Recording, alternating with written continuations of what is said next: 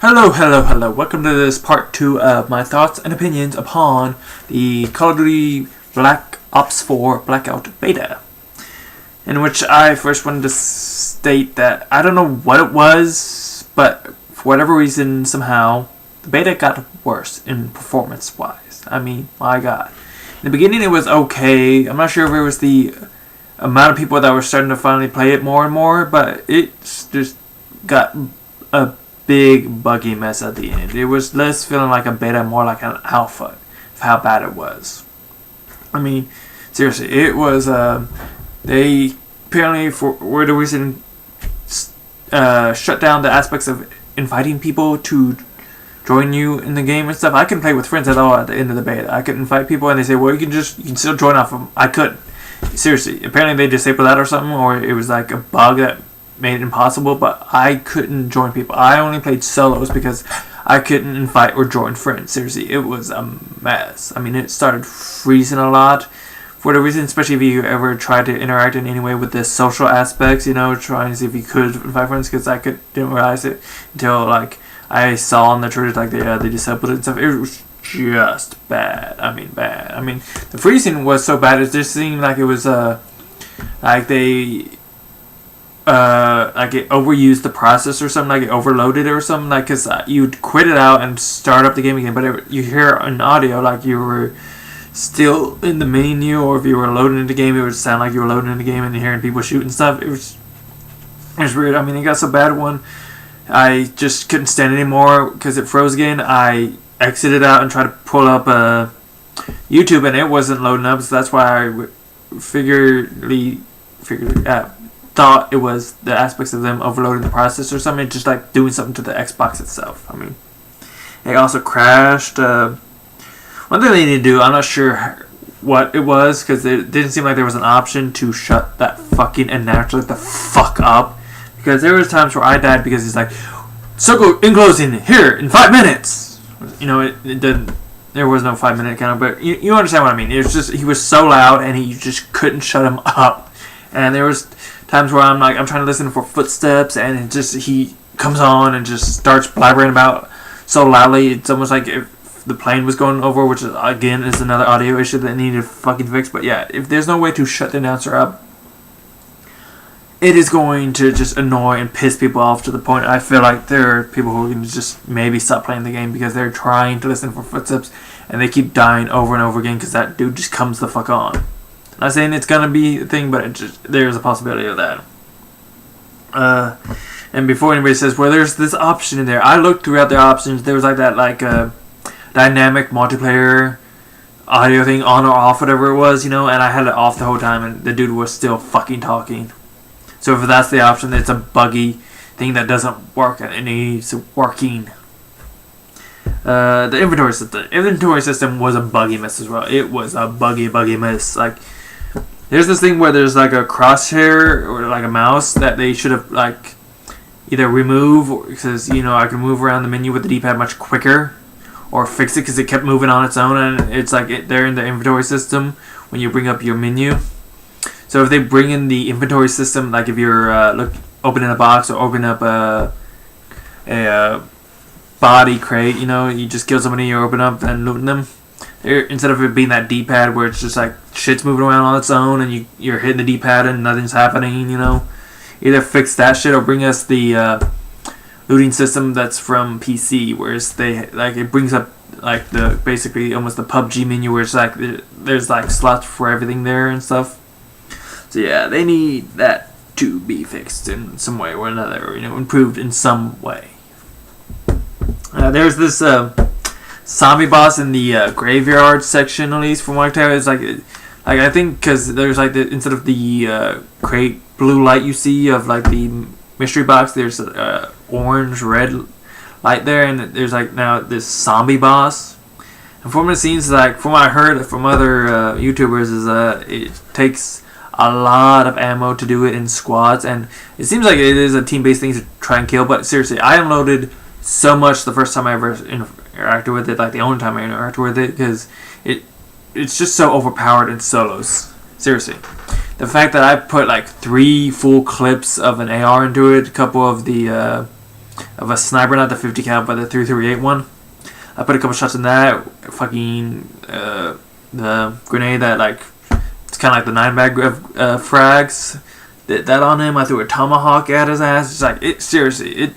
They need to lower its damage some way, where it takes less damage. Because seriously, I can understand maybe it being balanced better, hopefully by the time the game releases. Because seriously, it was an overpowered beast. It just would not die. With the way it attacks works, because it spits like these 3 projectile vomit things at you, and they track your ass. They don't just like move. They can because I could run around, and those things would still track your ass. So, like, balance that creature out a bit. Balance it the fuck out, because it is overpowered as fuck right now. I think one thing would be nice, especially for at least the PC aspects, if you understand why here's in a bit, is when you get killed and you look at the kill cam, it should display the person's perks of what they are using, and that way you can tell, like, oh, I understand why I couldn't hear them. They had dead silence on. Oh, I understand why they heard me so easily. They had awareness on, something that is more noticeable to understand why. That way you can easily distinguish between somebody who is balancing out these perks and doing what they can with them to better advantage them over you, or somebody who's just cheating.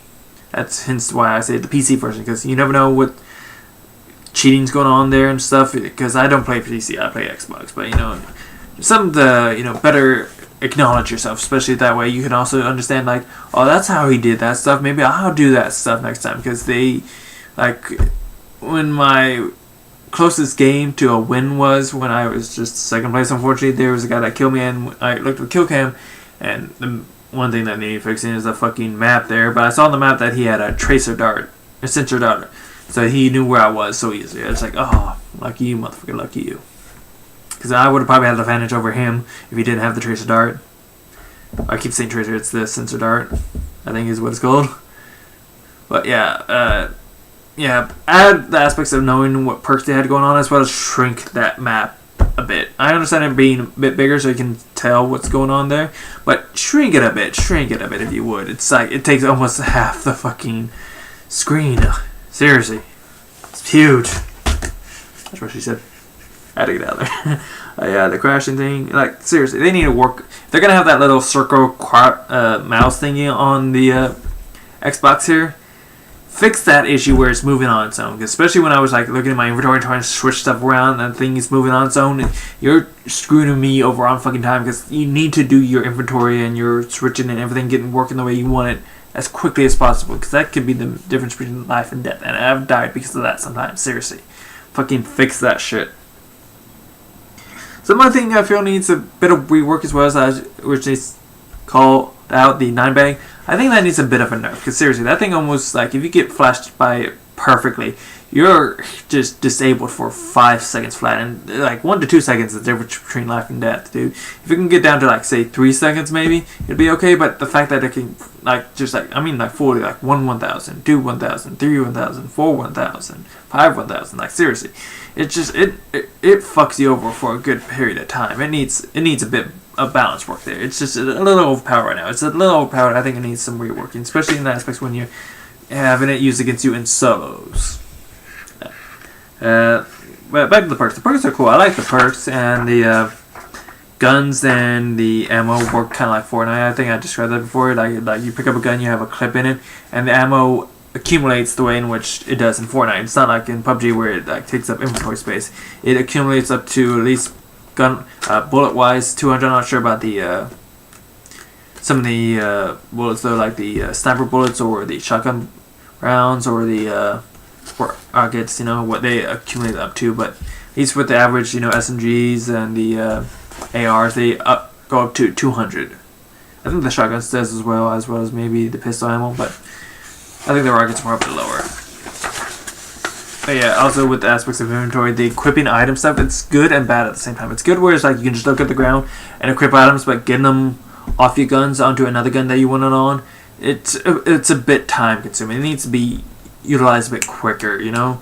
I wish I could just like overlook the gun and like hold X and drop everything just immediately, you know. Something they need to work something there, so it's like I can take whatever I want off like so quickly, you know. Or like say if I have two weapons, and I think the scope would work better on the other gun. I overlook it and holding X instead of unequip it equips it to the other weapon or something. Something that really helps out.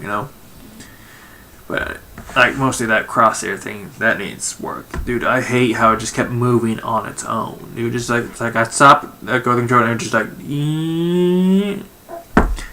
What else? There was something there I just thought about. For a second there, I had something, and I lost it. Well, there's other stuff. Audio. They need, like I said, the gun audio works good, but the footstep audio needs work.